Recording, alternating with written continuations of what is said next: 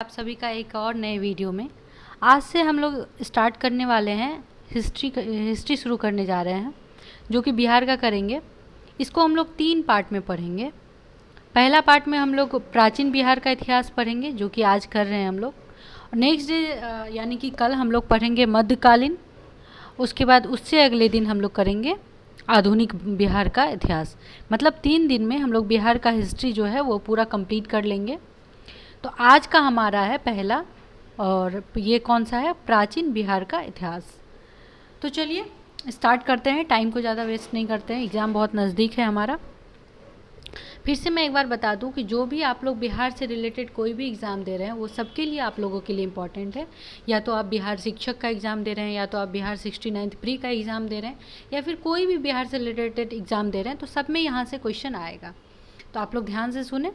चलिए स्टार्ट करते हैं। प्राचीन बिहार। प्राचीन बिहार को हम लोग जो है वो कुछ पार्ट में बांटे हुए हैं, उस तरह से हम लोग पढ़ेंगे। प्राचीन बिहार में सबसे पहले हम लोग क्या पढ़ेंगे? पाषाण काल में क्या क्या हुआ। पाषाण काल के बाद हम लोग पढ़ेंगे वैदिक काल। वैदिक काल के बाद हम लोग पढ़ेंगे महाजनपद काल। उसके बाद हम लोग आ जाएंगे मौर्य एवं गुप्त वंश। उसके बाद आ जाएंगे बौद्ध एवं जैन धर्म का जो हुआ था उससे रिलेटेड। बस हम लोग को इतना पढ़ना है प्राचीन बिहार में। चलिए स्टार्ट करते हैं। प्राचीन बिहार के इतिहास का मेनली स्रोत क्या है? प्राचीन बिहार के इतिहास को जानने के लिए 2 प्रकार का स्रोत का हम लोग यूज करते हैं। पहला क्या है? पुरातात्विक। दूसरा क्या है? साहित्यिक। ठीक है, ध्यान से सुनते जाइएगा, बहुत इजी वे में आप लोगों को समझ में आ जाएगा। तो हम लोग अगर बिहार का जो इतिहास है उसको हम लोग जानना चाहेंगे तो कैसे जानेंगे? एक तो पुरातात्विक के माध्यम से, दूसरा साहित्यिक के माध्यम से। साहित्यिक का मतलब क्या हो गया कि जो भी आपका हिस्टोरिकल जो भी है सब लिखा हुआ जो है उसके माध्यम से। दूसरा है कि खोजबीन के माध्यम से, जैसे कुछ पुराना ऑर्नामेंट्स मिल गया या बर्तन मिल गया उसके माध्यम से, तो वो हो गया आपका पुरातात्विक। ठीक है, अब चलिए हम लोग देखते हैं पुरातात्विक स्रोत है क्या।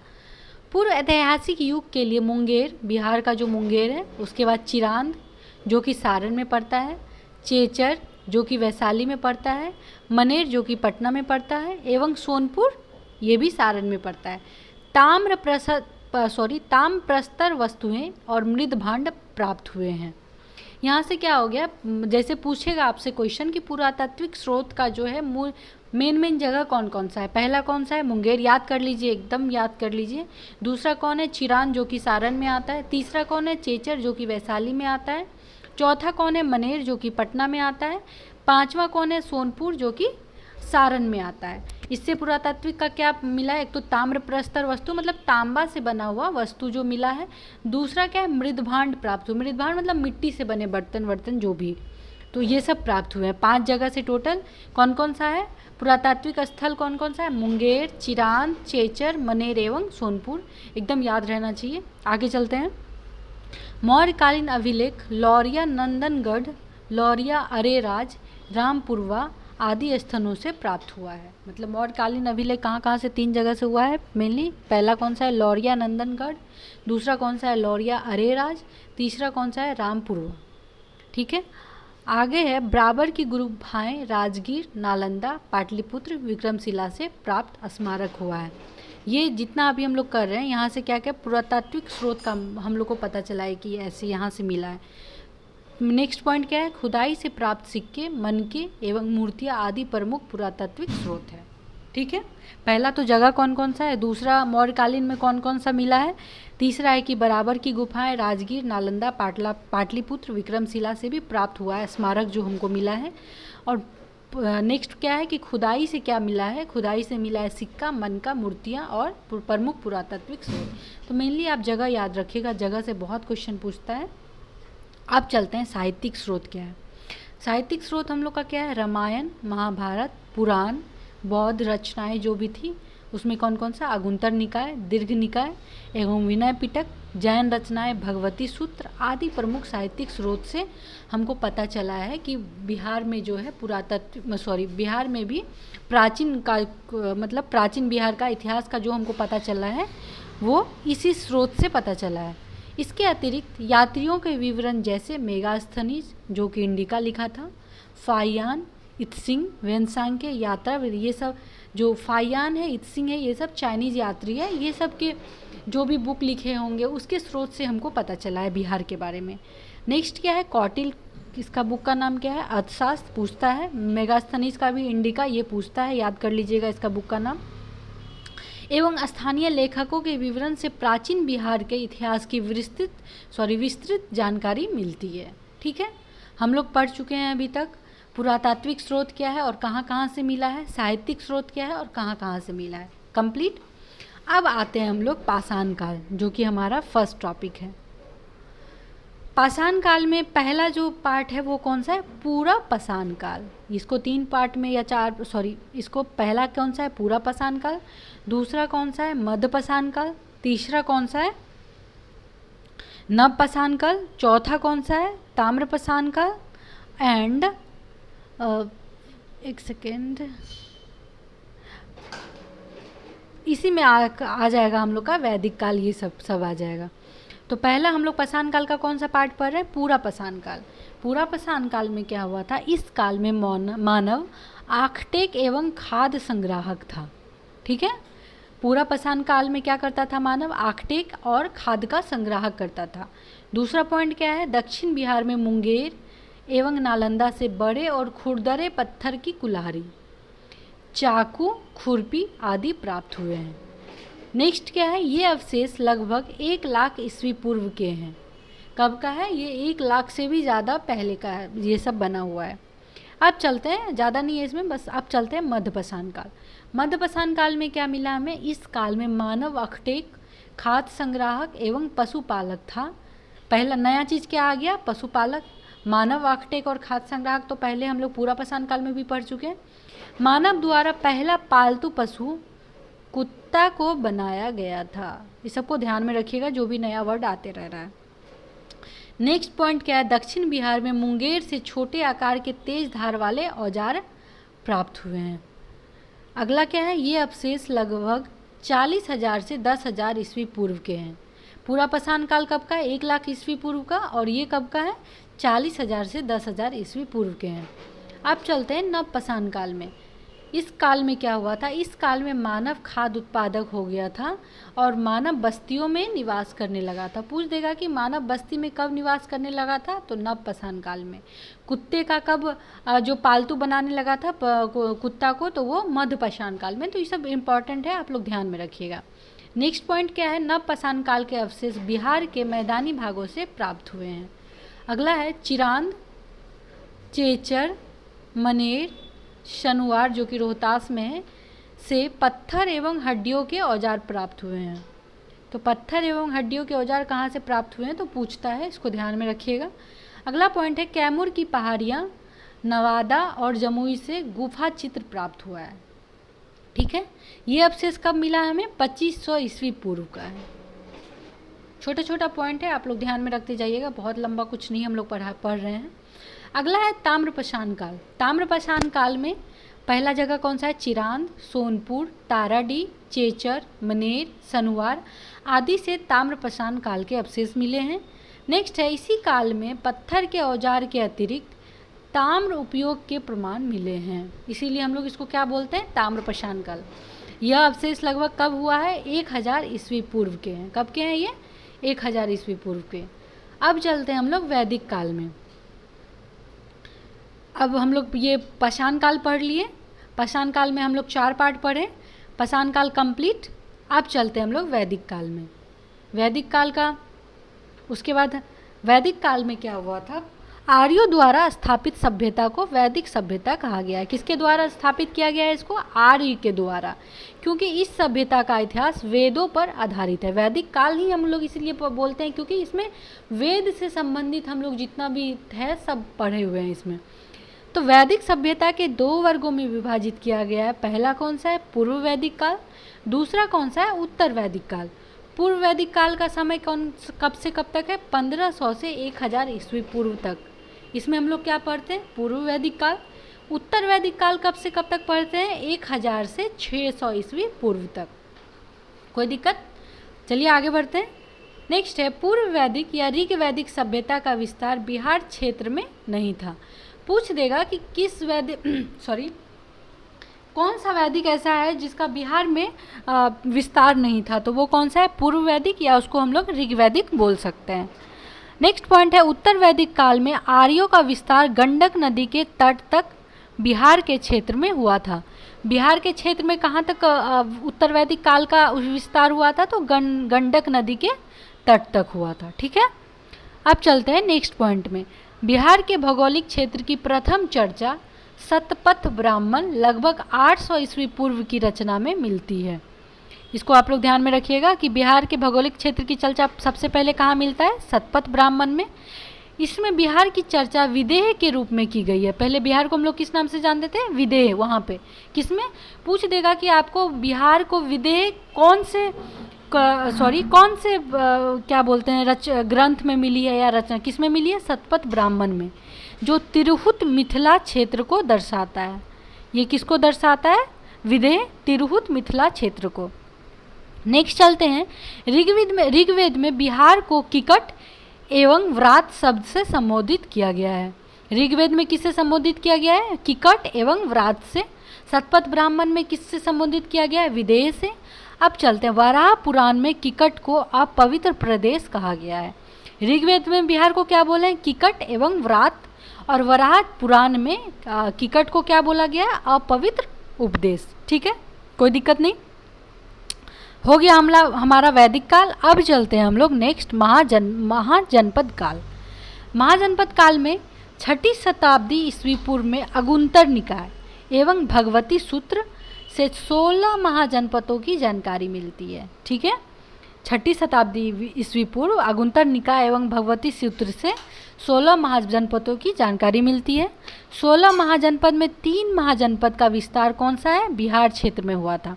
वो कौन सा है, पहला वज्जी, जिसको हम लोग लिच्छवी भी बोलते हैं, जो वैशाली और मुजफ्फरपुर क्षेत्र में आता है। विश्व का पहला लोकतांत्रिक देश यही था, विश्व का पहला लोकतांत्रिक जो राज्य है यही था, कौन था, वज्जी या लिच्छवी, अभी जो वैशाली में आता है। अब नेक्स्ट है मगध, जो कि अभी का पटना, गया, नालंदा क्षेत्र को बोलते थे। अब तीसरा था अंग, ये कौन सा क्षेत्र को बोलते थे, भागलपुर मुंगेर क्षेत्र को। तो 16 महाजनपद में 3 महाजनपद कौन सा है बिहार का, वज्जी, मगध और अंग। आप लोग को बिल्कुल याद कर लेना है। अब चलते हैं वज्जी संघ महाजनपद के बारे में पढ़ते हैं। वज्जी संघ 8 राज्यों का संघ अठक्कुल था। वज्जी संघ में कितने राज्य थे, 8 राज्य थे। वज्जी, लिच्छवी, ज्ञात्रिक, विदेह, उग्र, भोग, कुरु, इच्छाउक, इस संघ के 8 जनपद थे। वज्जी संघ में सबसे प्रसिद्ध कौन सा था, लिच्छवी, जो विश्व का पहला लोकतांत्रिक राज्य बना था, जनपद था। ठीक है, अब चलते हैं, लिच्छवी की राजधानी क्या थी, वैशाली थी। याद रखिएगा ये सब बिल्कुल। वैशाली नगर की स्थापना राजा विशाल ने किया था। वैशाली नगर का स्थापना कौन किया था, राजा विशाल। इसी के नाम पे इस नगर का क्या नाम पड़ा, वैशाली। लिच्छवी के अतिरिक्त मिथिला के विदेह तथा कुंड ग्राम के ज्ञात्रिक वज्जी संघ के प्रमुख जनपद थे। अगला है, वज्जी संघ लिच्छवी को विश्व के प्रथम गणतंत्र की संज्ञा दी जाती है। अभी आप लोग को बताए थे, वज्जी संघ को क्या विश्व के प्रथम गणतंत्र की संज्ञा दी जाती है, ये पूछता भी है, ध्यान में रखिएगा। अब चलते हैं हम लोग मगध महाजनपद में। मगध जो है राजनीतिक, आर्थिक एवं भौगोलिक कारण से सभी महाजनपदों में सबसे अधिक शक्तिशाली था। कौन सा, मगध। मगध की प्रारंभिक राजधानी कौन सी थी, गिरिवरज या राजगिरी। यह 5 पहाड़ियों से घिरा नगर था। कौन सा, राजगिरी। मगध का विस्तार मुख्यतः पटना से गया क्षेत्र में था। मगध एवं अंग महाजनपद का वर्णन सर्वप्रथम किसमें किया मिलता है, अथर्ववेद में, ध्यान में रहना चाहिए। अब चलते हैं अंग महाजनपद में। 2 महाजनपद हम लोगों ने पढ़ लिया, पहला वज्जी और दूसरा मगध। अब पढ़ रहे हैं अंग महाजनपद। अंग महाजनपद का विस्तार कहाँ से कहाँ तक है, भागलपुर एवं मुंगेर के क्षेत्र में। अंग महाजनपद की राजधानी कहाँ है, चंपा थी। अंग के अंतिम शासक कौन थे, ब्रह्मदत्त को हराकर मगध शासक बिंबिसार ने अंग को मगध में मिला लिया था। मतलब लास्ट अंग का कौन था, ब्रह्मदत्त, उसको कौन हरा दिया था, बिंबिसार, और अंग महाजनपद को भी मगध महाजनपद में मिला दिया था। ठीक है, अब चलते हैं अगला टॉपिक की ओर, वो है मगध का उत्कर्ष एवं उसके राजवंश, मगध का कैसे उत्कर्ष हुआ और उसके राजवंश में क्या क्या था उसको हम लोग पढ़ते हैं। मगध की स्थापना बृहद्रथ ने की थी। मगध की स्थापना किसने की थी? बृहद्रथ ने की थी। बृहद्रथ का पुत्र कौन था? जरासंध। इस वंश का सबसे प्रसिद्ध शासक था। ठीक है, जरासंध क्या था? इस वंश का सबसे प्रसिद्ध शासक था।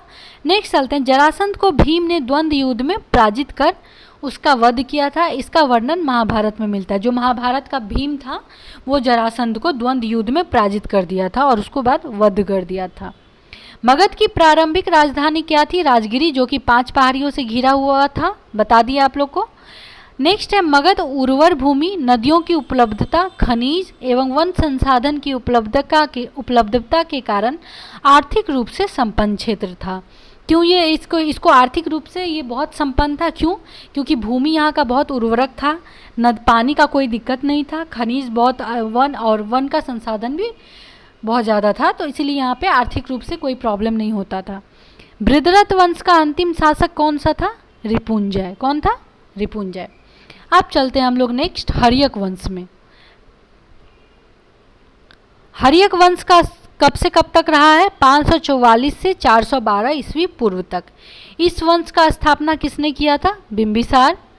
544 ईस्वी में किया था, ईस्वी पूर्व में किया था। बिंबिसार को मगध का वास्तविक संस्थापक माना जाता है। किसको वास्तविक संस्थापक माना जाता है? बिंबिसार को। बिंबिसार ने विवाह नीति द्वारा साम्राज्य विस्तार को प्रश्रय दिया था। विवाह नीति के द्वारा बिंबिसार जो है अपना राज्य को बढ़ाया था।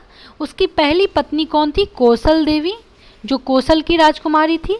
इस विवाह से उसे दहेज में काशी का क्षेत्र प्राप्त हुआ था। ठीक है।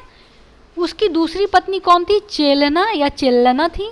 चेलना लिच्छवी के राजा चेटक की पुत्री थी। लिच्छवी कौन? जो विश्व का पहला गणतांत्रिक माना जाता है, उसका राजा कौन था? चेटक, उसकी पुत्री थी। नेक्स्ट है, उसकी तीसरी पत्नी कौन थी? क्षेमा, जो कि पंजाब के मद्र की राजकुमारी थी।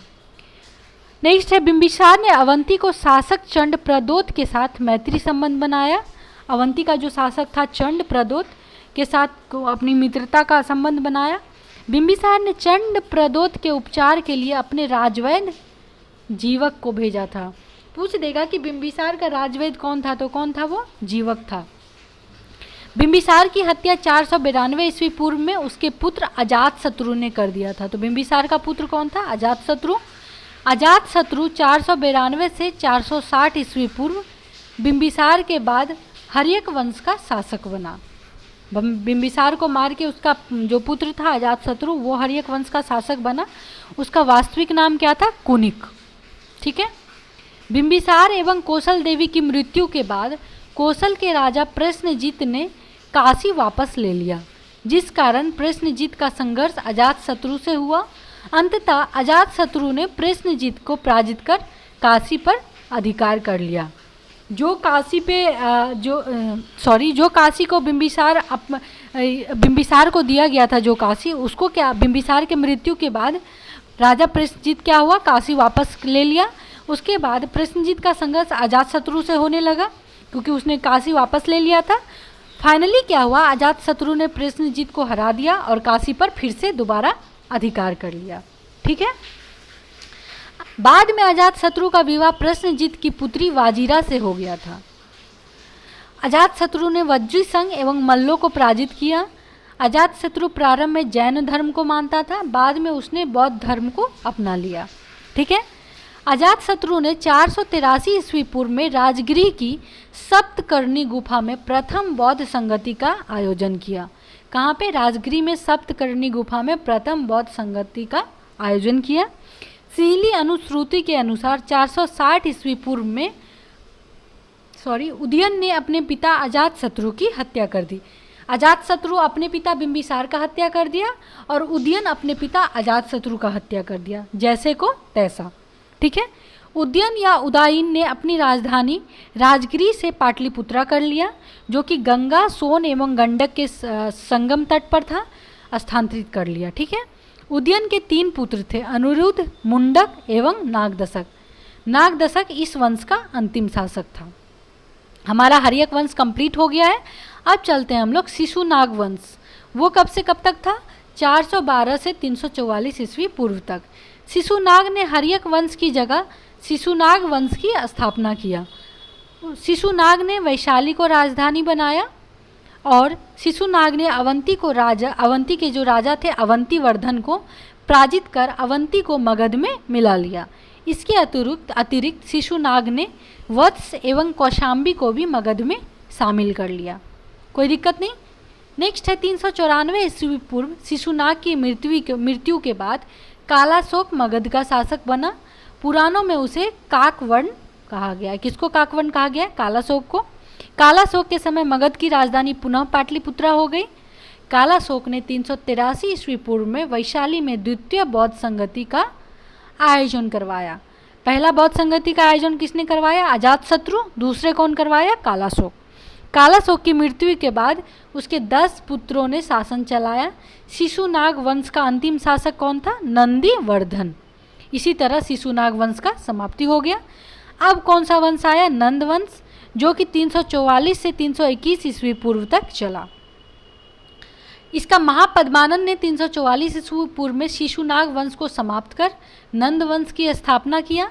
महापद्मानंद ने एकारट एवं एक छत्र की उपाधि धारण किया। ये कौन सा एकारट और एक छत्र की उपाधि कौन धारण किया? महापद्मानंद। पाली ग्रंथों में महापद्मानंद को उग्रसेन कहा गया है। पुराणों में उसे परशुराम का दूसरा अवतार बताया गया। पाली में क्या बोला है? उग्रसेन। और पुराण में महापद्मानंद को क्या बोला गया? परशुराम का दूसरा अवतार। महापद्मानंद ने पांचाल, इच्छाकु, काशी, अस्मक, कलिंग, मैथिल आदि राज को पराजित कर मगध साम्राज्य का विस्तार किया। अब तक मतलब कि 321 ईस्वी पूर्व तक के काल में मगध का सर्वाधिक विस्तार महापद्मानंद के समय हुआ था। मतलब अभी तक जितना भी राजा आया था सबसे ज़्यादा विस्तार कौन किया? महापद्मानंद किया मगध का। व्याकरण के महान विद्वान पाणिनि महापद्मानंद के समकालीन थे। ये बहुत इंपॉर्टेंट है, इसको ध्यान में रखिएगा कि पाणिनि किसके समकालीन थे। इस वंश का अंतिम शासक कौन था? घनानंद हुआ।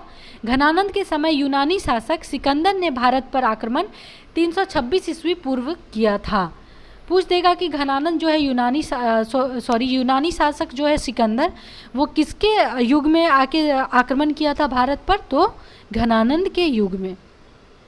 नेक्स्ट है नंद वंश के आर्थिक एवं सैन्य रूप से काफ़ी संपन्न था। मगध की सैन्य शक्ति के डर से सिकंदर की सेना ने व्यास नदी पार करने से इनकार कर दिया था। मतलब घनानंद का इतना बड़ा सेना था कि सिकंदर जैसा राजा भी जो कि पूरे भारत पे आक्रमण कर लिया था, लेकिन घनानंद के राज में आने का उसकी हिम्मत नहीं हुई और व्यास नदी पार करने से पहले ही वो आर पार हो गया। घनानंद ने अपने दरबार में विद्वान ब्राह्मण चाणक्य को अपमान किया था। चाणक्य ने चंद्रगुप्त मौर्य की सहायता से घनानंद की हत्या करवा दी एवं नंद वंश के पतन के बाद चंद्रगुप्त मौर्य के नेतृत्व में मौर्य वंश की स्थापना हुई। ठीक है, चाणक्य की मदद से क्या हो गया था? घनानंद का हत्या हो गया था। उसके बाद मेन इसका चाणक्य ही चंद्रगुप्त मौर्य का आप बोल सकते हैं इसका संस्थापक था, जो कि अपने हिसाब से राजा चुना चंद्रगुप्त मौर्य को और उसको मौर्य वंश का संस्थापक बनवाया। मौर्य वंश कब से कब तक था? 321 से 184 ईस्वी पूर्व तक। पहला राजा कौन हुआ? चंद्रगुप्त मौर्य। जस्टिन एवं स्ट्रैबो ने चंद्रगुप्त मौर्य को सैंड्रोकोटस कहा, जिसकी पुष्टि विलियम जोन्स ने भी किया। जस्टिन एवं स्ट्रैबो ने चंद्रगुप्त मौर्य को क्या बोला था? सैंड्रोकोटस। प्लूटार्क एवं एरियन ने चंद्रगुप्त मौर्य को एंड्रोकोटस के रूप में चिन्हित किया। ठीक है, चंद्रगुप्त मौर्य के गुरु चाणक्य कौन थे? चाणक्य कौटिल्य, हम लोग को पता है। उन्हीं की सहायता से चंद्रगुप्त ने 321 ईस्वी पूर्व में मौर्य वंश की स्थापना किया। ठीक है, चंद्रगुप्त मौर्य ने 305 ईस्वी पूर्व में सिकंदर के उत्तराधिकारी सेल्यूकस निकेटर के साथ युद्ध किया। युद्ध पश्चात हुई संधि में चंद्रगुप्त को काबुल, कंधार, मकरान एवं हेरात का क्षेत्र प्राप्त हुआ। बदले में चंद्रगुप्त ने सेल्यूकस को 500 हाथी उपहार में दिए। क्लियर। युद्ध पश्चात चंद्रगुप्त मौर्य का विवाह यूनानी राजकुमारी हेलन कॉर्नेलिया सेल्यूकस की पुत्री से हुआ। सेल्यूकस ने चंद्रगुप्त मौर्य के दरबार में राजदूत मेगास्थनीज को भेजा। मेगास्थनीज ने इंडिका की रचना किया। मेगास्थनीज का जो रचना है इंडिका, ये बहुत बार पूछता है, इसलिए आप लोग ध्यान में रखिएगा। और चंद्रगुप्त मौर्य के दरबार में कौन गया था सेल्यूकस की तरफ से? मेगास्थनीज गया था। चंद्रगुप्त मौर्य के साम्राज्य का विस्तार उत्तर में हिंदू कुश पर्वत ईरान तक, दक्षिण में कर्नाटक तक, पश्चिम में सौराष्ट्र तक विस्तृत था। समझ सकते हैं कितना बड़ा इसका राज्य हो गया था। चंद्रगुप्त मौर्य के शासन के अंतिम वर्षों में मगध के 12 वर्षों तक का भीषण अकाल पड़ा। चंद्रगुप्त मौर्य अपनी राजगद्दी त्याग कर श्रवण बेलागोला कर्नाटक में है जो कि में चंद्रगिरी पर्वत पर तपस्या करने चला गया। चंद्रगुप्त मौर्य जैन धर्म को मानता था। 298 ईस्वी पूर्व में उसने जैन उपवास पद्धति संलेखना द्वारा अपने प्राण त्याग दिए। क्लियर? अब चलते हैं हम लोग बिंदुसार। चंद्रगुप्त मौर्य के बाद कौन आया? बिंदुसार। बिंदुसार चंद्रगुप्त मौर्य का उत्तराधिकारी था। उसे अमित्रघात, सिंहसेन आदि नाम भी दिया गया। स्ट्रैबो के अनुसार सीरिया के राजा एंटीयोकस ने डायमेकस नामक राजदूत को बिंदुसार के दरबार में भेजा था। तो पूछ देगा डायमेकस किसके दरबार में आया था? तो बिंदुसार के दरबार में। बिंदुसार के दरबार में मिस्र के राजा टॉलमी फिलाडेल्फस ने डाइनोसियस नामक राजदूत भेजा था। बिंदुसार ने तक्षशिला में हुए विद्रोह को दबाने के लिए अपने पुत्र अशोक को भेजा था। बिंदुसार आजीवक संप्रदाय का अनुयायी था। आजीवक संप्रदाय का अनुयायी कौन था? बिंदुसार था। नेक्स्ट अब आते हैं अशोक में। वो कब से कब तक थे? 269 से 232 ईस्वी पूर्व तक। बिंदुसार की मृत्यु के 4 वर्षों बाद अशोक मौर्य वंश की गद्दी पर बैठा। इससे पूर्व वह उज्जैन का राज्यपाल था। ठीक है। पुराणों में अशोक को अशोकवर्धन कहा गया है। मास्की एवं गुर्जरा के अभिलेख में उसे अशोक कहा गया है। सिंहल अनुश्रुतियों बौद्ध ग्रंथ के हिसाब से अशोक ने अपने 99 भाइयों की हत्या कर गद्दी प्राप्त की थी। हालांकि अन्य स्रोतों से इसकी पुष्टि नहीं होती है। सिंहल अनुश्रुति में ही बस बता गया है जो कि बौद्ध ग्रंथ का है। उसके हिसाब से क्या बोला गया है कि अशोक ने 99 भाई का हत्या कर तब वो राजगद्दी पर बैठा था। बाकी और किसी से हमें इसकी पुष्टिकरण नहीं हो पाया अभी तक। अशोक ने अपने शासन को 9वें वर्ष में कलिंग युद्ध जो कि 261 ईस्वी पूर्व में हुआ था। कलिंग युद्ध कब हुआ था ये इंपॉर्टेंट रखता है डेट। तथा कलिंग को मगध में सम्मिलित किया। अशोक ने 13वें शिलालेख में कलिंग युद्ध का वर्णन किया है। कलिंग युद्ध के बाद अशोक ने बौद्ध धर्म को अपनाया। उससे पूर्व यह शैव धर्म को मानता था। दिव्य वादान के अनुसार उपगुप्त ने अशोक को बौद्ध धर्म की दीक्षा दी। किसने दिया था दीक्षा? उपगुप्त ने। अशोक के शासन के महत्वपूर्ण वर्ष कौन कौन से थे? 90वें वर्ष में उसने कलिंग युद्ध किया जो कि 261 ईस्वी पूर्व में। 10वें वर्ष में क्या किया? बोध गया की यात्रा किया। 12वें वर्ष में क्या किया? निगाली सागर की यात्रा। 13वें वर्ष में क्या किया? धम्म का शिलालेख में अंकन किया। 14वें वर्ष में धम्म महामात्रों की नियुक्ति। 20वें वर्ष में क्या किया? लुम्बिनी की यात्रा। अशोक ने कर घटाकर कितना कर दिया था? इसी टाइम में 1/8 कर दिया था। ठीक है। अशोक ने बौद्ध धर्म के प्रचार के लिए अपने पुत्र महेंद्र एवं पुत्री संघमित्रा को कहाँ भेजा था? श्रीलंका। अशोक ने तीसरी बौद्ध संगति का आयोजन पाटलिपुत्रा में करवाया था। पहला कौन करवाया था? अजातशत्रु। दूसरा कौन करवाया था? कालाशोक। तीसरा कौन करवा रहा है? अशोक करवा रहा है। अशोक के लगभग 37 वर्षों तक शासन किया। उसकी मृत्यु 232 ईस्वी पूर्व में हो गई। अशोक के बाद उसके 10 उत्तराधिकारियों ने शासन किया। ये उत्तराधिकारी कुणाल, बंधुपालित, इंद्रपालित, दसेन, दशरथ, संप्रति, शालिशुक, देवधार्मन, सत्यधनुष एवं बृहद्रथ थे। मौर्य वंश का अंतिम शासक कौन बना? बृहद्रथ बना। मौर्य वंश का शासनकाल 137 वर्षों तक चला था। हो गया हमारा। अब लास्ट टॉपिक बचा है बौद्ध धर्म एवं जैन धर्म। बौद्ध धर्म एवं जैन धर्म बीपीएससी का बहुत फेवरेट टॉपिक है। बौद्ध धर्म के संस्थापक कौन थे? गौतम बुद्ध। उनका जन्म कब हुआ? जन्म भी इनका बहुत इंपॉर्टेंट है। 563 ईस्वी पूर्व में। कहाँ पे हुआ था? लुम्बिनी, नेपाल में है जो कि इन्होंने शाक मुनि लाइट ऑफ एशिया, एशिया का ज्योति पुंज के नाम से भी जाना जाता है। गौतम बुद्ध को शाक मुनि और लाइट ऑफ एशिया या एशिया का ज्योतिपुंज के नाम से भी जाना जाता था या जाना जाता है। उनका बचपन का नाम क्या था? सिद्धार्थ। उनके पिता का नाम क्या था? शुद्धोधन। उनकी माता का नाम क्या था? महामाया देवी। सौतेली माँ या मौसी, उनका नाम क्या था? प्रजापति गौतमी। उनकी पत्नी का नाम क्या था? यशोधरा, जो कि 16 वर्ष की आयु में विवाह हुआ था गौतम बुद्ध का। उनके पुत्र का नाम क्या था? राहुल। बुद्ध ने 4 दृश्य देखे। पहला किसको देखा? बूढ़ा व्यक्ति को, फिर किसको देखा? बीमार व्यक्ति को, फिर किसको देखा? एक शव को, मृत व्यक्ति को, और उसके बाद एक सन्यासी को देखा। उन्होंने 29 वर्ष की आयु में गृह त्याग कर सन्यास को अपना लिया। 6 वर्ष की तपस्या के बाद मतलब 35 वर्ष की आयु में उन्हें ज्ञान की प्राप्ति हुई। उसके बाद उन्हें तथागत एवं बुद्ध कहा गया। कब कहा गया? जब उन्हें 35 वर्ष की उम्र में ज्ञान की प्राप्ति हो गई। उन्हें ज्ञान की प्राप्ति वैशाख पूर्णिमा को पीपल वृक्ष के नीचे निरंजना या फल्गु नदी के तट पर बोध गया में हुई। बौद्ध धर्म के 4 आर्य सत्य हैं। पहला कौन सा है? दुख। संसार कैसा है? दुखमय है। दूसरा कौन सा है? दुख समुदाय। दुख का कारण क्या होता है? तृष्णा है। तीसरा क्या है? दुख निरोध। दुख निवारण हेतु तृष्णा पर विजय आवश्यक है। चौथा क्या है? दुख निरोध मार्ग। दुख निवारण हेतु अष्टांगिक मार्ग की आवश्यक है। बौद्ध धर्म के मतलब 4 आर्य का क्या मतलब है कि पहला क्या है कि दुख, पूरा संसार क्या है? दुखमय है। तो अब उसका कारण क्या है? इसका कारण है तृष्णा। तो अब इसको हटाए कैसे? इसका निवारण कैसे करें? तो तृष्णा पर विजय प्राप्त कर लेना, कि मतलब अपने आप में तृष्णा नहीं आने देना। तो वो कैसे नहीं आएगा? अष्टांगिक मार्ग को अपनाकर। ठीक है, अब चलते हैं बौद्ध धर्म का अष्टांगिक मार्ग है क्या जिसको हम लोग अपनाएंगे। तो पहला क्या है? सम्यक दृष्टि। दूसरा क्या है? सम्यक संकल्प। तीसरा क्या है? सम्यक वाक। चौथा क्या है? सम्यक कर्म। पांचवा क्या है? सम्यक आजीव। छठा क्या है? सम्यक व्यायाम। सातवां क्या है? सम्यक स्मृति। आठवां क्या है? सम्यक समाधि। मतलब अष्टांगिक मार्ग जो है 8 है, वो ये 8 है जो अभी हमने देखा। बौद्ध धर्म के 3 रत्न हैं, त्रिरत्न। कौन कौन सा है? पहला बुद्ध, धम्म एवं संघ। बौद्ध धर्म के 3 रत्न त्रिरत्न कौन कौन सा है? बुद्ध, धम्म और संघ। बुद्ध ने किस मार्ग का प्रतिपादन किया? मध्यम मार्ग का। किस मार्ग का? मध्यम मार्ग का। बुद्ध ने अपने उपदेश किस भाषा में दिए? पाली भाषा में। बुद्ध ने अपना पहला उपदेश कहाँ पे दिया? सारनाथ में। बुद्ध ने सर्वाधिक उपदेश कौशल की राजधानी श्रावस्ती में दिए थे। सबसे ज़्यादा कहाँ पे उपदेश दिए? श्रावस्ती, जो कि कौशल का राजधानी था। पहला उपदेश कहाँ पे दिए? सारनाथ में। बुद्ध की मृत्यु 483 ईस्वी पूर्व में कुशीनगर, जो कि मल्ल में पड़ता था, 80 वर्ष की आयु में हुई।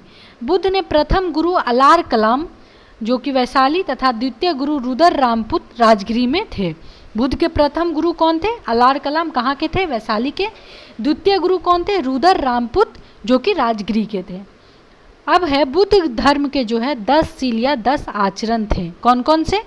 पहला क्या है? सत्य। दूसरा क्या है? अहिंसा। तीसरा क्या है? अस्तेय। चौथा क्या है? अपरिग्रह। पांचवा क्या है? ब्रह्मचर्य। छठा क्या है? नृत्य गायन का त्याग। सातवां क्या है? असमय भोजन का त्याग। आठवां क्या है? कोमल सैया का त्याग। नौवां क्या है? श्रृंगार प्रसाधनों का त्याग। 10वां क्या है? मद्य सेवन नहीं करना। ठीक है, बुद्ध के जीवन के घटनाक्रम एवं उसके प्रतीक क्या है? बुद्ध के जन्म को हम लोग किस प्रतीक से नापते हैं? कमल से। उनके यौवन को किस से नापते हैं? साढ़ से सुनिश्चित करते हैं। महाभनिष्कर्मण मतलब गृह त्याग को किस चिन्ह का प्रतीक से मानते हैं? घोड़ा से।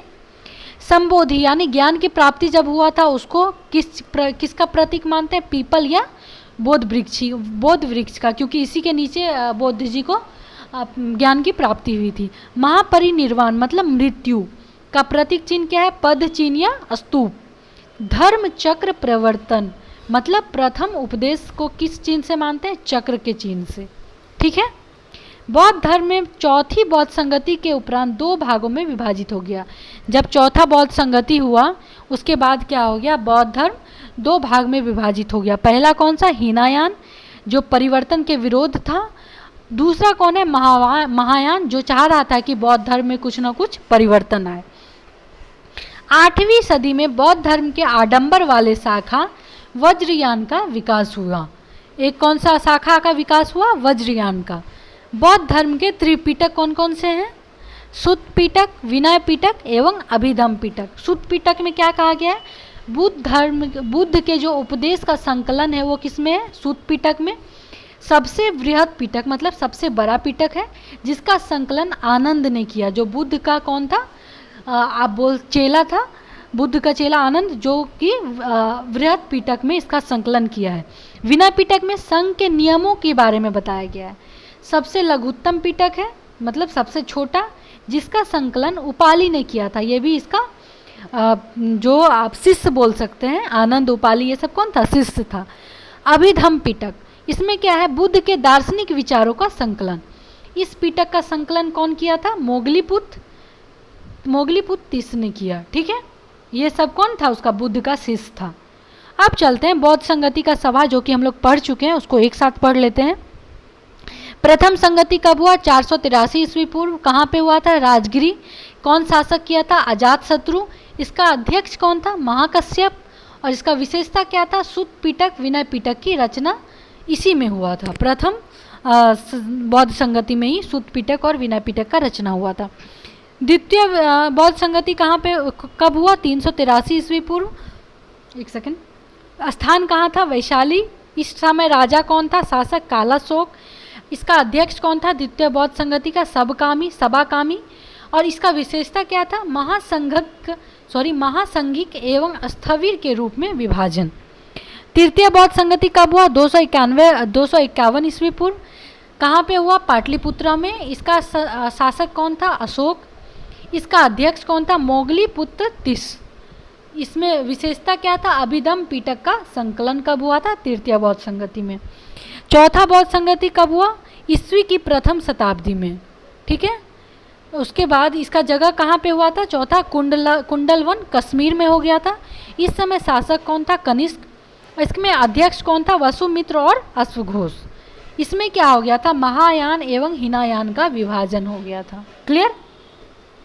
बौद्ध धर्म का परम लक्ष्य क्या था? निर्वाण की प्राप्ति। बौद्ध धर्म का लक्ष्य क्या है? मेनली निर्वाण की प्राप्ति।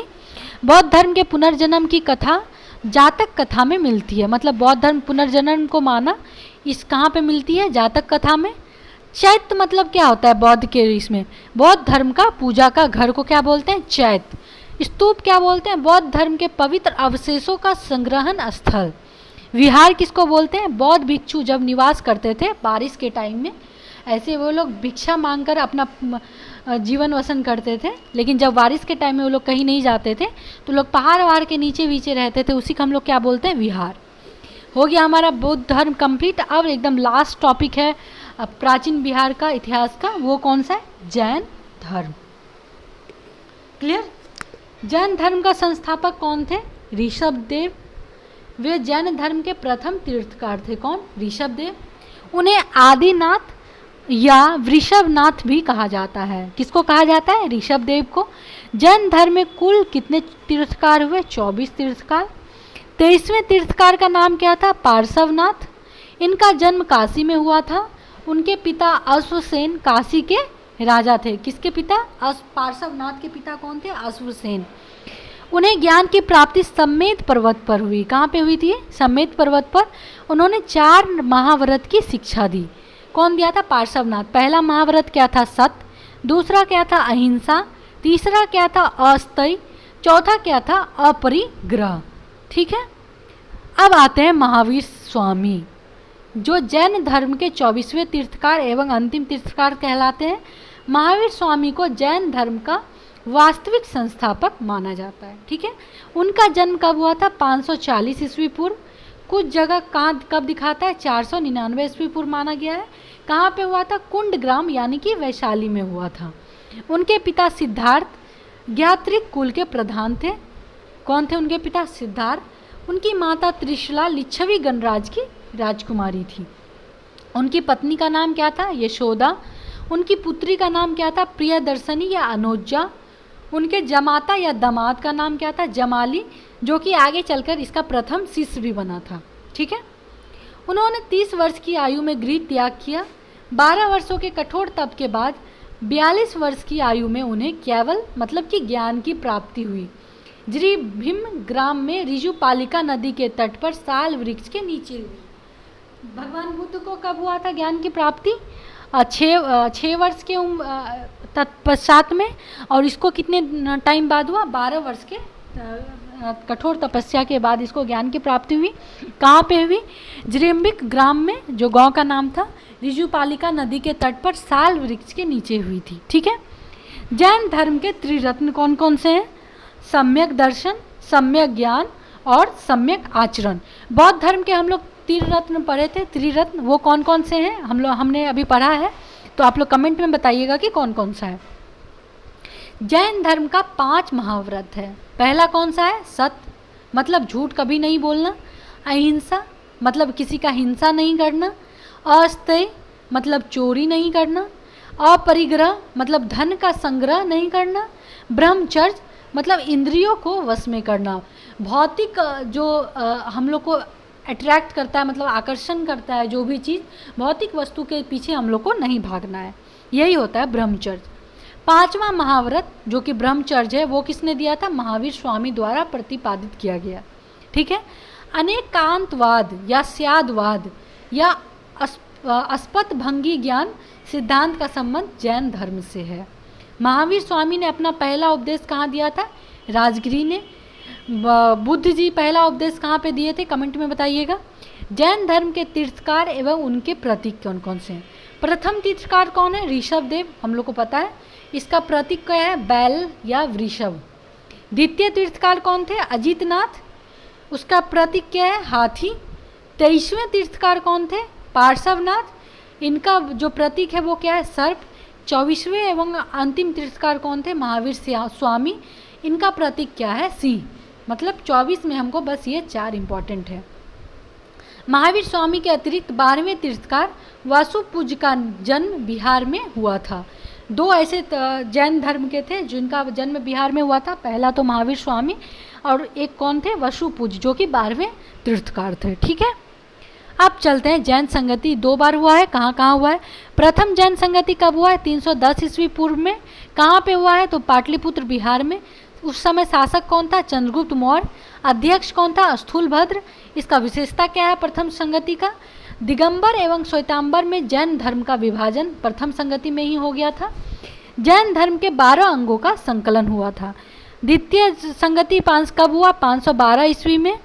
मतलब ये 310 ईस्वी पूर्व, और ये कब हो गया? 512 ईस्वी में। 800 ईस्वी का लगभग डिफरेंस था। स्थान कहाँ पे? वल्लभी, जो कि गुजरात में है।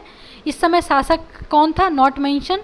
अध्यक्ष इस समय कौन था? देवर्धि क्षमा श्रमण। इस समय विशेषता क्या था? जैन धर्म ग्रंथों का अंतिम संकलन यही हुआ था द्वितीय जैन संगति में। महावीर स्वामी की मृत्यु कब हुई थी? 468 ईस्वी पूर्व में। 72 वर्ष की आयु में पावापुरी में हुई थी। ठीक है। जैन धर्म का विभाजन प्रथम जैन संगति में श्वेतांबर एवं दिगंबर के रूप में हुआ है। दिगंबर मतलब भद्रबाहु के नेतृत्व में प्रदान किया गया। इसमें परिवर्तन को स्वीकार नहीं करते हुए पूर्ण नग्नता एवं कठोरता को अपनाया गया। ये इसमें क्या हो गया कि ये लोग किस पक्ष में थे कि जैन धर्म का कोई भी परिवर्तन नहीं होगा, और ये लोग कैसे रहते हैं? पूर्ण नग्नता के साथ एवं कठोर ये लोग का तपस्या हो जाता है। श्वेतांबर में क्या है? इसका नेतृत्व किसने किया था? स्थूलभद्र ने। इसमें श्वेत वस्त्र पहनने की परंपरा थी। यह दिगंबर की तुलना में कम कठोर था। इसमें परिवर्तन को स्वीकार किया गया, मतलब कि जैन धर्म में कुछ परिवर्तन होना चाहिए, इसमें इसने स्वीकार किया। हो गया, हमने पढ़ लिया बौद्ध धर्म, जैन धर्म। अब हम लोग पढ़ते हैं शुंग वंश। शुंग वंश में क्या है? मौर्य वंश के अंतिम शासक बृहद्रथ की हत्या कर पुष्यमित्र शुंग ने 185 ईस्वी पूर्व में शुंग वंश की स्थापना किया। ठीक है। पुष्यमित्र शुंग ब्राह्मण था, वह बृहद्रथ का सेनापति था।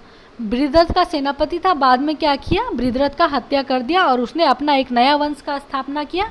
उस वंश का क्या नाम पड़ा? शुंग वंश। ठीक है।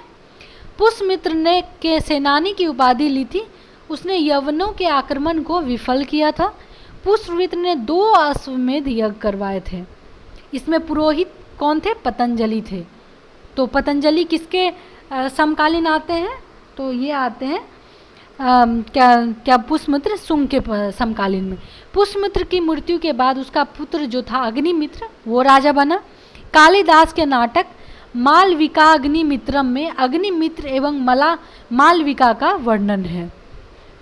कालिदास का नाटक क्या है? मालविका अग्निमित्रम, ये सब पूछ सकता है। इस वंश का अंतिम शासक कौन था? देवभूति। किस वंश का? शुंग वंश का अंतिम शासक कौन था? देवभूति। बस इतना ही हमें जानना है। अब चलते हैं हम लोग कण्व वंश में। कण्व वंश की स्थापना किसने किया? वसुमित्र ने। देवभूति की हत्या कर की। इसने क्या किया, देवभूति का हत्या कर दिया और इसने एक नया वंश का स्थापना किया। वो कौन सा था, कण्व वंश। वसुमित्र शुंगों के आमत मतलब मंत्री थे जी। कण्व वंश भी ब्राह्मण वंश का ही था। इस वंश का अंतिम शासक कौन था, सुशर्मा। सातवाहन वंश के संस्थापक सिमुक ने सुशर्मा की हत्या कर कण्व वंश का स्थापना किया। फिर क्या हुआ, सुशर्मा का हत्या कौन कर दिया, सिमुक, जो कि अपना एक नया वंश का स्थापना किया। उसका नाम क्या था, सातवाहन वंश। अब चलते हैं हम लोग कुषाण वंश। कुषाण वंश भारत आने वाले विदेशियों में कुषाण सबसे अंतिम थे। विदेशियों के आने का क्रम हिंदी, यूनानी, शक, पहलव व कुषाण था। पहले कौन, हिंदी यूनानी, दूसरा कौन, उसके बाद शक, उसके बाद पहलव, उसके बाद कुषाण। इस तरह से जो विदेशी जो आक्रमण थे वो भारत में आए। कुषाणी चीन के यूची तोखरी जाति से संबंधित थे। कुषाण जो है चीन के थे, वो किस जाति के थे, यूची व तोखरी। कुषाण वंश के संस्थापक कौन था, कुजुल व कडेफिसेस। कौन था, कुजुल, कडेफिसेस। इस वंश का सबसे प्रथम या प्रमुख शासन कौन था, कनिष्क था। कुषाण वंश की राजधानी पुरुषपुर, पेशावर एवं मथुरा थी। अश्वघोष जिन्होंने बुद्ध चरित्र की रचना की, कनिष्क ने पाटलिपुत्र से विजित किया था। मतलब अश्वघोष जो है, अश्वघोष को कनिष्क ने क्या किया था, पाटलिपुत्र से विजित किया था। और अश्वघोष की रचना क्या है, बुद्ध चरित्र। कनिष्क के समय गंधार एवं मथुरा कला का विकास हुआ। किस समय में गंधार मथुरा कला का विकास हुआ, कनिष्क के टाइम में, ठीक है। कनिष्क के चौथी बौद्ध संगति का आयोजन कहाँ पे हुआ, कुंडलवन, कश्मीर में। कनिष्क ने 78 ईस्वी पूर्व में राजा बनने के अवसर पर शक संवत चलाया। कौन सा संवत चलाया, 78 ईस्वी में जब कनिष्क राजा बना तो उसी टाइम से कौन सा संवत चला, शक संवत। कनिष्क के समय सिल्क मार्ग पर कुषाणों का अधिपत्य था। कौन सा मार्ग था, सिल्क मार्ग। अब चलते हैं हम लोग गुप्त वंश में। गुप्त वंश की स्थापना किसने की, श्रीगुप्त ने। 240 ईस्वी से 280 ईस्वी पूर्व तक किया हुआ था। श्रीगुप्त का उत्तराधिकारी कौन था, घटोत्कच गुप्त। 280 से 320 ईस्वी तक था। वह प्रथम गुप्त शासक था जिसने महाराजा की उपाधि ली थी।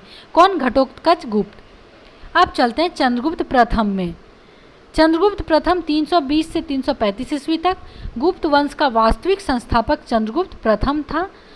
उन्होंने 320 ईस्वी पूर्व में गुप्त संवत चलाया। चंद्रगुप्त प्रथम ने लिच्छवियों की राजकुमारी कुमारी देवी से विवाह किया था।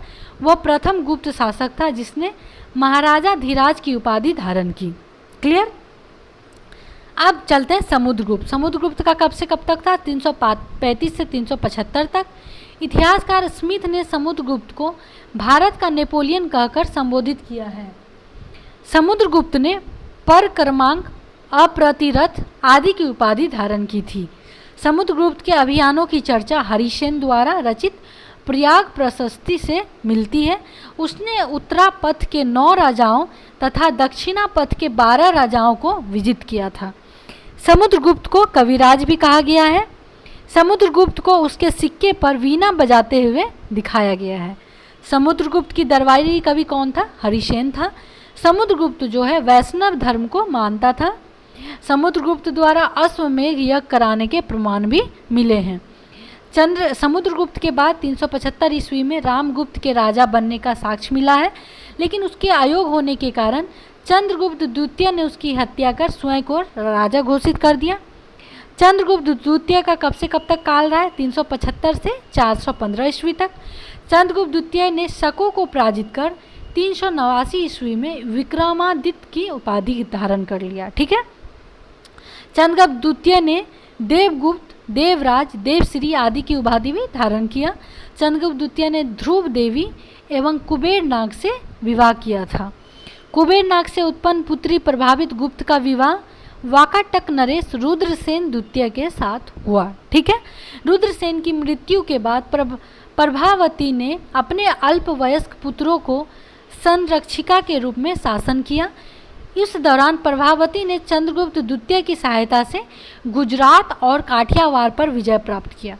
चीनी यात्री फाहियान चंद्रगुप्त द्वितीय के समय भारत आया था। फाहियान भारत में 14 वर्ष यानी कि 399 से 414 ईस्वी तक रहा। चंद्रगुप्त द्वितीय को महरौली लौह स्तंभ में चंद्र नाम से संबोधित किया गया है। कोई दिक्कत नहीं। महरौली लौह स्तंभ चंद्रगुप्त द्वितीय का माना जाता है। क्लियर।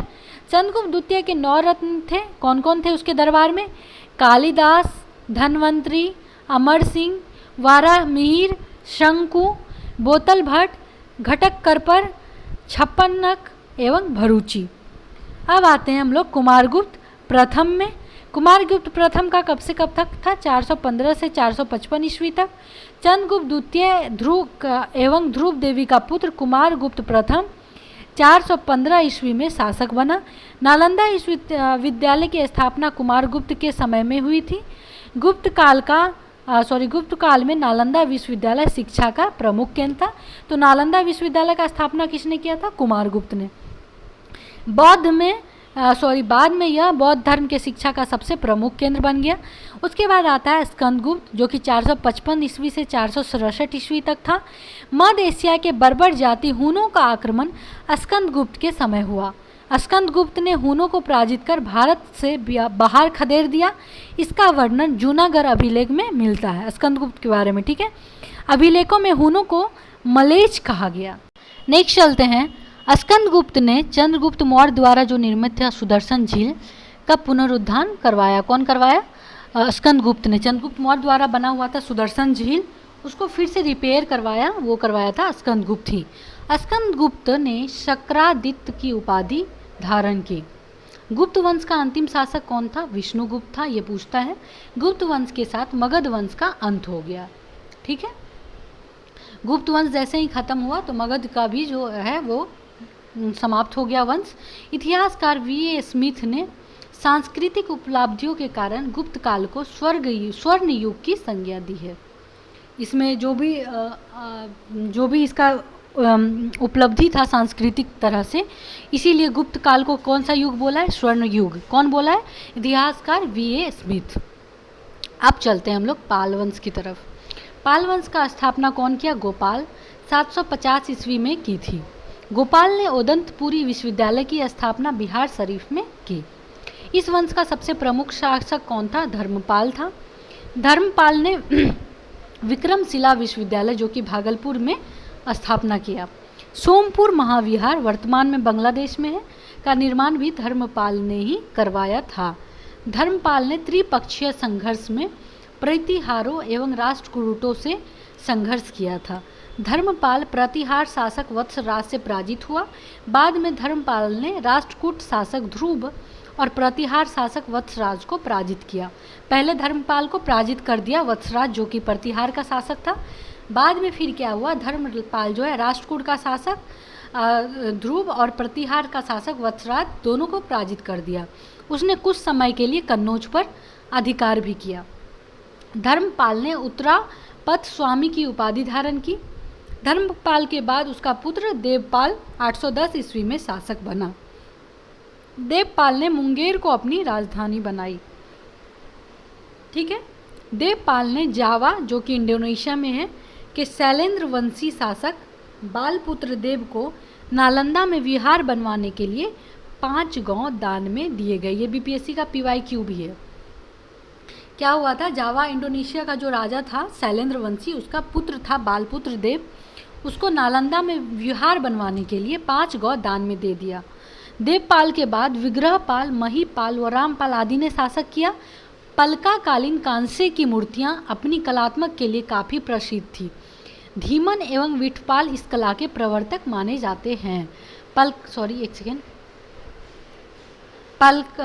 पलकाकालीन जो था, पलकाकालीन कांस्य की जो मूर्तियां थी वो अपनी कलात्मक के लिए काफ़ी प्रसिद्ध थी, एवं धीमन एवं विठपाल इस कला के प्रवर्तक माने जाते हैं। अब चलते हैं प्राचीन बिहार के इतिहास के विभिन्न अंश एवं उसकी राजधानी। शासक बृहद्रथ के टाइम में की राजधानी क्या था? मगध का प्रथम राजधानी क्या था? राजगिरी व ग्रीवराज। अब आते हैं बिंबिसार के टाइम में भी क्या था राजधानी? वही था राजगिरी या ग्रीवराज, जो बृहद्रथ के टाइम में था। हम लोग पढ़ चुके हैं, इसको हम लोग एक साथ पढ़ रहे हैं। उदयन क्या किया था? राजगिरी से कहाँ कर लिया राजधानी? पाटलिपुत्र। अब क्या किया? शिशुनाग अपना राजधानी कहाँ बना लिया? वैशाली में। फिर ठीक है, उदयन के टाइम में पाटलिपुत्र था, शिशुनाग के टाइम में चेंज हो गया वैशाली। अब कालाशोक के टाइम में फिर हो गया पाटलिपुत्र। नंद वंश के टाइम में फिर हो गया पाटलिपुत्र। मौर्य वंश के टाइम में भी पाटलिपुत्र ही था। अब आते हैं कुषाण के टाइम में राजधानी क्या था? पुरुषपुर व मथुरा। गुप्त वंश के टाइम में क्या था? पाटलिपुत्र ही था। पाल वंश के टाइम में क्या था? मुंगेर था। तो देखिए, जिसका पाटलिपुत्र ज़्यादा का राजधानी है ज़्यादा वंश के टाइम में, तो वो तो हमको याद नहीं करना है। जिस जिस टाइम में पाटलिपुत्र नहीं था उसको हम लोग याद कर लेना है, ठीक है। बृहद्रथ के टाइम में क्या था? गिरिवरज। बिंबिसार के टाइम में क्या था? गिरिवरज। शिशुनाग के टाइम में क्या था? वैशाली। उसके बाद कुषाण के टाइम में क्या था? पुरुषपुर व मथुरा। और पाल वंश के टाइम में क्या था? मुंगेर। ये बस 5 के अलावा सबका राजधानी क्या था? पाटलिपुत्र। तो 5 के अलावा हमको और कोई याद करने का ज़रूरत नहीं है, तो बस 5 याद कर लेंगे तो बाकी खुद ब खुद याद हो जाएगा। अब आते हैं प्राचीन बिहार इतिहास के प्रमुख साहित्य कौन कौन सा है। अर्थशास्त्र पहला साहित्य जो कौन लिखा था? कौटिल्य। इसका विशेषता क्या था? राज प्रबंधन के लिए लिखा गया था। राज्य कैसा होना चाहिए, राजा कैसा होना चाहिए, ये सब के बारे में बताया गया था। अब आते हैं बुद्धचरित। बुद्धचरित किसने लिखा? अश्वघोष। इसका विशेषता क्या है? बौद्ध धर्म का महाकाव्य के बारे में इसमें लिखा गया है। प्रज्ञा पारमिता कौन लिखा है? नागार्जुन। ये क्या है? शून्यवाद का सिद्धांत देता है, ठीक है। अब सीयू की ये कौन लिखा है? वैनसंग। ये भारत का यात्रा का वर्णन इसमें किया है। अब है आते हैं इंडिका पे, कौन लिखा है? मेगास्थनीज। ये मौर्य साम्राज्य का विवरण इसमें बताया है। मिलिंद पन्नो ये किसने लिखा है? नागसेन। इसमें विशेषता क्या है? बैक्टीरियन शासक मिनांडर एवं नागसेन के वार्तालाप का संग्रहण है। ललित विस्तार किसने लिखा है? नहीं पता, लेकिन इसमें क्या है? बुद्ध की लीलाओं का वर्णन किया गया है। महावंश किसने लिखा है? नहीं पता, इसमें लेकिन क्या है? श्रीलंका के राजाओं का वर्णन किया गया है। जातक कथाएं का भी लेखक नहीं पता, लेकिन इसमें विशेषता क्या है? बुद्ध के पुनर्जन्म की कहानियाँ हैं। हो गया आज हमारा प्राचीन भारत जो है प्राचीन बिहार का इतिहास जो है वो पूरा कंप्लीट हो गया है। अब हम लोग नेक्स्ट डे करेंगे मध्यकालीन बिहार का इतिहास जो है वो हम लोग नेक्स्ट डे करेंगे। अगर आप लोग यहाँ तक आ चुके हैं तो इसका मतलब आप लोगों को वीडियो पसंद आया है, आप लोग बहुत अच्छे से समझ रहे हैं।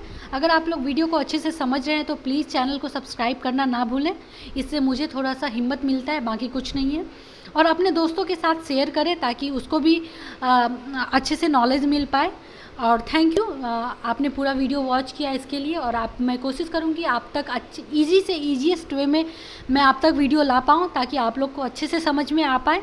अब मिलते हैं हम लोग नेक्स्ट वीडियो में मिलेंगे हम लोग मध्यकालीन बिहार का इतिहास के साथ। और आप लोग मेरे से जुड़े और आप लोग वीडियो ज़्यादा से ज़्यादा शेयर करें ताकि ज़्यादा से ज़्यादा बच्चों को इतिहास की जानकारी अच्छे से हो पाए। चलिए, आज के लिए इतना ही, मिलते हैं नेक्स्ट वीडियो में। जय हिंद, जय भारत।